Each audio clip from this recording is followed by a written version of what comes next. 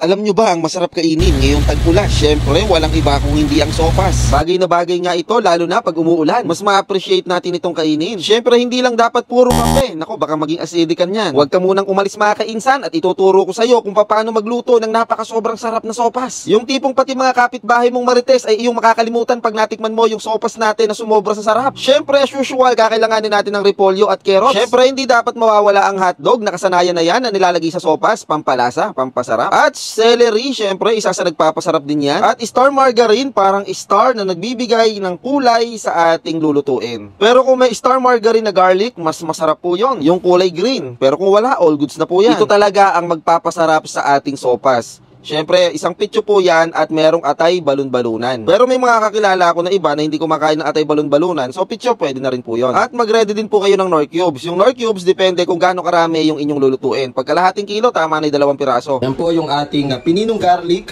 May oil na po siya, so yan ay gagamitin natin mas masarap. At syempre, yan, sibuyas. Ayun, kompleto na tayo. Kompleto Ricardo na, syempre, kailangan mo ng patis. Ops, wag mong itatapon ang pinagkuluan ng atay balon-balunan at pitso dahil magagamit natin ito mamaya. Sasalain lang natin yan at yan yung una nating ipangsasabaw. Ready na ang kaldero at uunahin na muna natin magsangkot siya. So, ilalagay na po natin yung katas ng garlic. Oh man, what a nice shot. Sundan nyo lang yung ginagawa ko mga kainsan ha. So, isusunod na natin yung star margarine. Hindi tayo gagamit dito ng mantika. Oh! Nice shot. Ganyan po, unahin po natin ang star margarine, mantikilya po. Tunawin po natin hanggang sa mutuyan. Joke lang, huwag na mutuyan.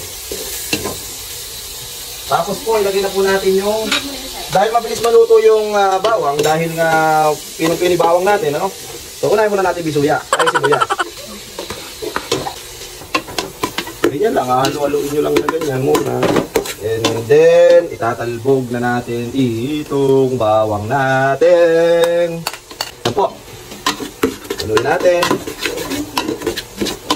Siyempre, sasama na natin i-prito, sangkot siya, yung hotdog. Tsaka yung noodles.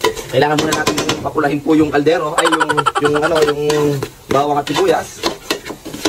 Yan. Makula na po. Napakasarap na ito. Ilalagay na po natin. Kailangan po kasi sangkutsado. So, lalagyan natin mamaya ng patis. Grabe! Ito po, yung luto natin na to ay sahog na may konting sopas. O, diba? Mas marami yung sahog. So, ng special, sopas. Natikit po yung konting kamay natin. Yan. Ito, patis. Wala natin ang patis. Patis po. Ilagay na natin ito lahat. Sa prank. Isang ganyan muna. O, diba? Tapos tikman mo muna kung maalat yung patis. Pag hindi maalat, local yon. So, yan. Hinaan mo muna yung apoy. Takpan mo. After 2 minutes. Pagkalipas ng ilang minutong pagkakasangkot siya, tignan nyo muna kung okay na sa inyo yung pagkakapula or pagkakagisa niya. Pagkatapos ay halu-haluin lang natin para maluto ng gusto yung ating sahog. Ako kasi mas gusto ko yung sangkutsyado po yung ating sahog, ano, para mas malasa po at mas masarap. So, yan. After 2 minutes po, tingnan nyo po yung tsura. Ayan ang gusto kong sangkutsa. Mamula-mula. Kaya ako po tinakpan para yung kumapit yung lasa sa ating, hulaan nyo, bilis, sa ating sahog. Ayun ang nasasagot eh. Yan. So, lalakasan natin apoy. Ay, oo nga, no. Ito po, 1 kilo po yan, no.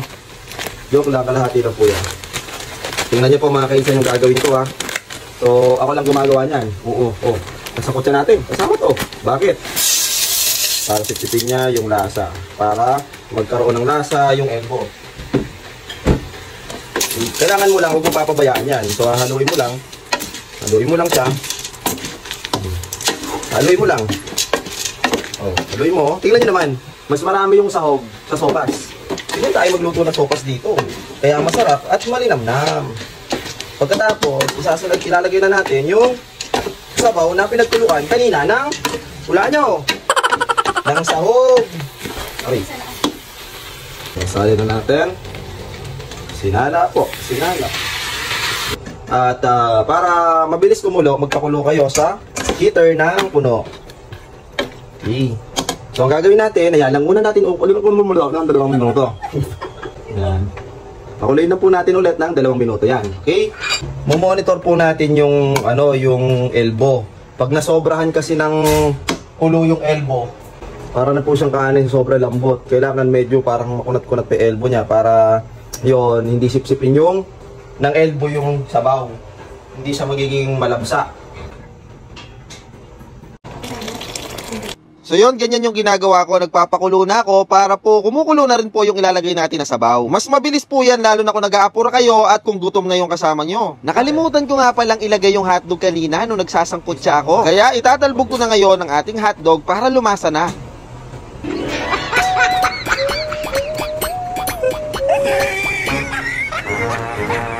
Diba mas mabilis? Mabilis sa isa mo.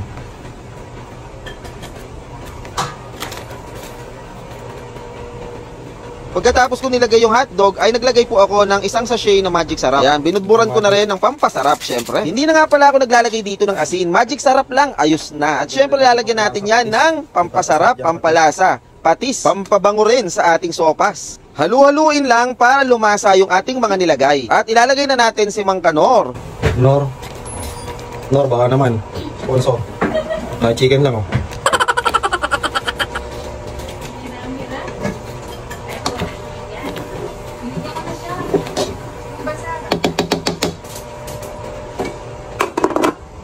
Halos na ilagay ko na nga lahat ng pampalasa, kaya naman tinakpan ko na at aantayin lang natin kumulo. Ayan ang inaantay ko mga kainsan, kumukulo na. Habang maganda yung pagkakakulo niya ay ilalagay na natin yung natirang star margarine, pampaganda ng kulay at pampalasa.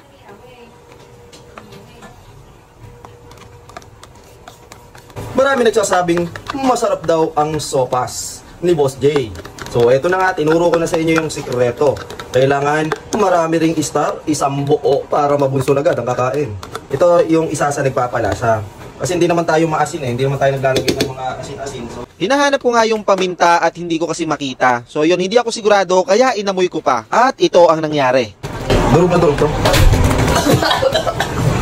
Paminta na!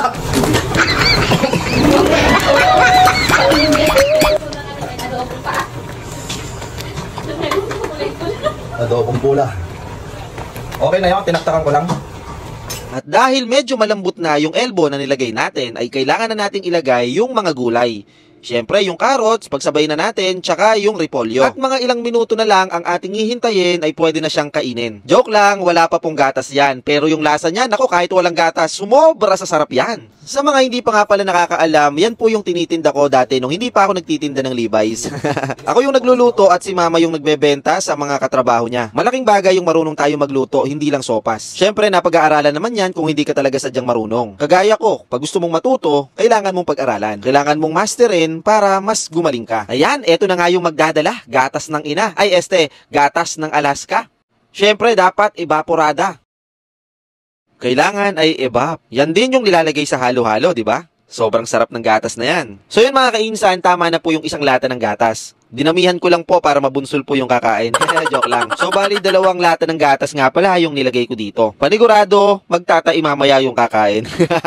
So yun, huwag nyo itong gagayahin kasi kalahating kilo lang naman itong niluto natin kaya sapat na po yung isang lata ng gatas. Mas mainam din po kung original po yung ilalagay nyo na gatas, okay? Depende po yan kung kayo ay nagtitipid kung pangkain or pangbenta. May isa pa nga pala akong tips sa inyo mga kainsan. So yun, pagkalagay nyo po ng gatas, after 1 minute lang po, tanggalin na po natin. Huwag na po nating hayaang kumulo or patay na po yung kalan para hindi na po siya kumulo pa. Dahil pag kumulo po ito, hindi po magandang tignan, parang bubula po yung gatas. Pag nasobrahan lang naman po siya ng kulo. So yan, luto na yung ating special sopas. Siyempre, ang una kong patitikimin ng aking nag-iisang only one asawa. Siya kasi yung magja-judge kung masarap ba talaga o hindi. Nga pala, naglaga nga rin pala ako ng itlog. So hindi yung itlog na malalaki, pwede na yung itlog po ng pugo. Para cute. At siyempre, 3 nga yung nilagay ko para I love you. Diba? Ang angas. So yun, ganito yung ginagawa ko pag hindi ako nagla-live selling, nagtitrip ako magluto-luto. Nakaka-enjoy naman talaga yung pagluluto. Tapos, ang problema sa mga nagluluto, para bang ayaw mong kainin yung niluto mo. Parang ganun, diba? Ako, napakaswerte talaga ng asawa ko sa akin. So, yung magaling na magluto, guwapo pa, at napaka-sobrang sipag pa. Joke lang, ako ang swerte kay Boss Commander. So, yun na nga, nagmukbang na nga si Colleen at si Clyde dito, at naku, medyo napaso pa ata. Napaso. Nguyay mo. Sarap ba, anak? Aray! Anak, ano lasa na sopas? Masarap? Lumapit ka, ilapit mo yung babalo mo dito. Ilapit mo yung babalo.